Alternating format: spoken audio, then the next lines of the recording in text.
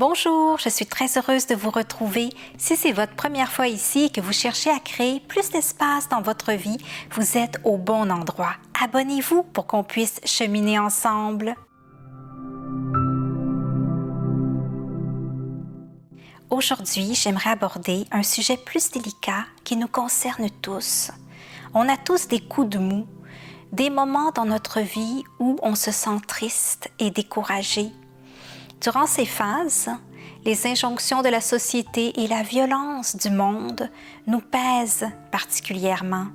On est déprimé, mais pas dépressif. Il faut bien distinguer les deux. Être déprimé est un état passager. C'est un coup de blues. On se sent triste et fatigué, mais cet état ne dure pas.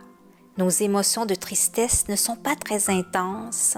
On a pas mal au plexus et on arrive à faire nos journées, contrairement à la dépression qui atteint notre fonctionnement et s'installe plus durablement. Mais même si la déprime est passagère, elle n'est pas pour autant agréable. Avant d'aller plus loin, je tiens à dire que c'est important d'aller consulter si ces symptômes de fatigue et de manque de motivation perdurent. Je sais que lorsqu'on est dans cet état, on n'a pas nécessairement envie de s'ouvrir à une autre personne. On ne pensait pas devoir le faire un jour non plus. Trouver un psychologue qui nous convient n'est pas toujours évident et les taux horaires de consultation sont aussi élevés. Mais malgré tout, c'est à mon avis la meilleure chose à faire si notre tristesse prend toute la place.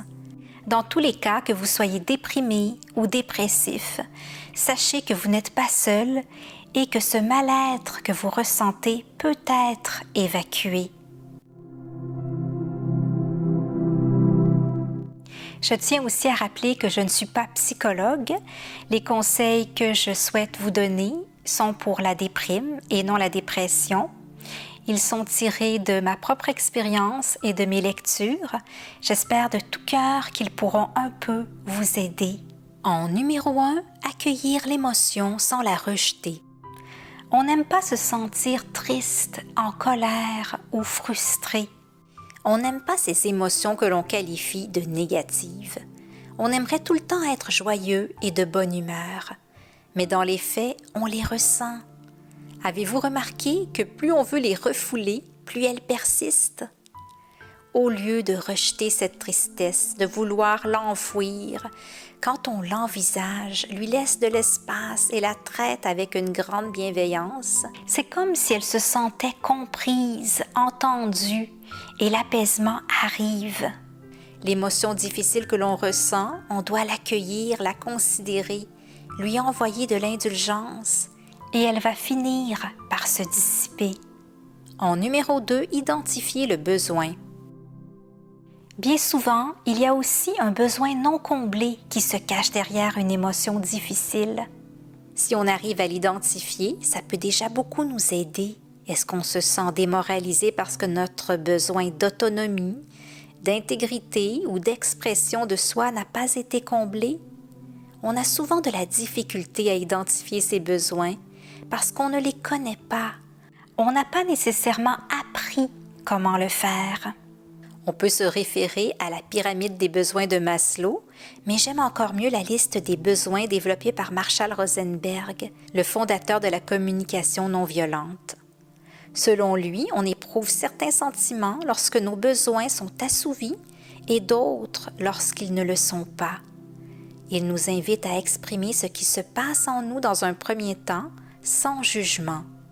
Je me sens, puis à identifier le besoin qui est derrière ce sentiment, parce que j'ai besoin de. C'est un processus à faire avec soi-même ou avec d'autres quand c'est de l'ordre du relationnel. En numéro 3, aller vers ce qui nous fait du bien. On a tous des petites choses de la vie qui nous font du bien. Ça peut être un mets favori, du temps passé avec quelqu'un qu'on aime, un jeu, une série télé. Pour traverser une période où l'on a une baisse de morale, ça peut aider de se tourner vers ce qui nous fait du bien. C'est le moment, à mon avis, de se faire plaisir, de se réconforter, de s'envoyer de la bienveillance et de s'accorder du temps avec ce qui nous donne de l'allant. En numéro 4, faire une marche. Quand on se sent déprimé, on a souvent juste envie de se recroqueviller et de rester chez soi. Pourtant, on ne sait pas que juste une petite marche à l'extérieur peut vraiment nous faire beaucoup de bien. On veut rester dans notre zone de confort, dormir, éviter de sortir. Mais si on fait juste l'effort de mettre le nez dehors et prendre un peu d'air, ça peut faire une grande différence sur notre état d'esprit.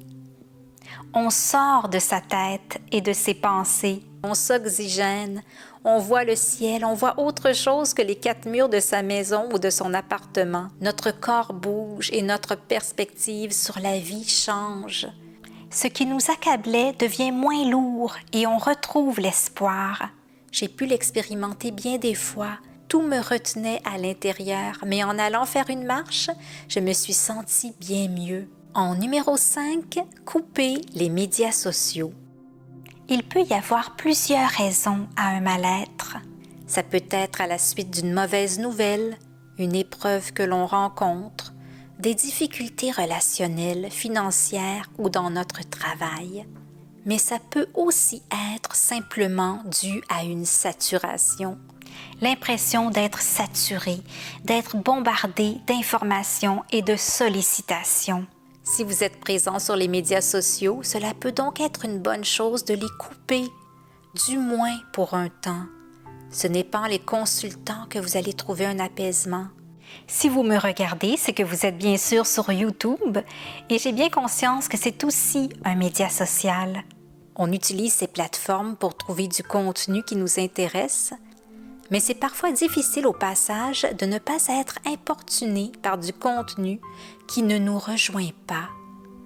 Si c'est trop compliqué de vous couper entièrement des médias sociaux, vous pouvez du moins réduire votre temps passé sur eux et je crois que ça peut contribuer à ce que vous vous sentiez mieux.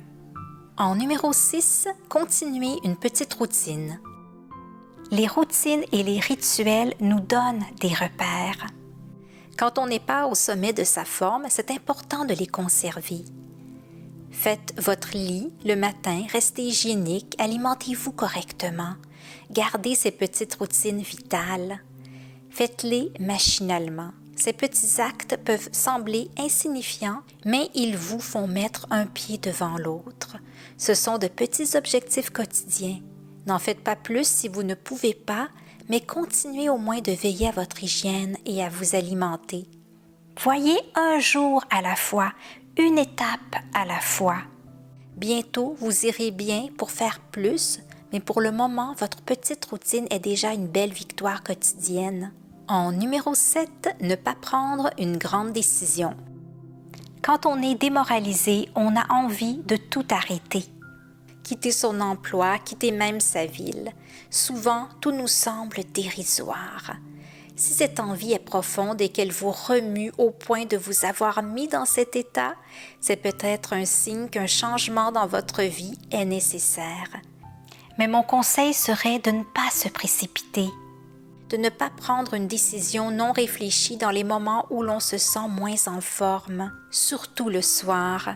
Avez-vous remarqué comme on peut voir tout en noir le soir? Ce n'est pas le moment, à mon avis, pour prendre une grande décision que l'on pourrait regretter. Laissez un peu de temps passer, pesez le pour et le contre au lieu de vous précipiter. Impermanence, tout finit par se dissiper, le mieux souvent est d'attendre. Dans tous les cas, ne restez pas dans votre coin. Si vous n'êtes pas en mesure de consulter, parlez-en à une personne de confiance de votre entourage. Déjà, j'espère que cette vidéo vous a apporté un peu de soutien. Si ce n'est pas déjà fait, songez à vous abonner pour qu'on puisse se retrouver la semaine prochaine. Prenez bien soin de vous et à bientôt!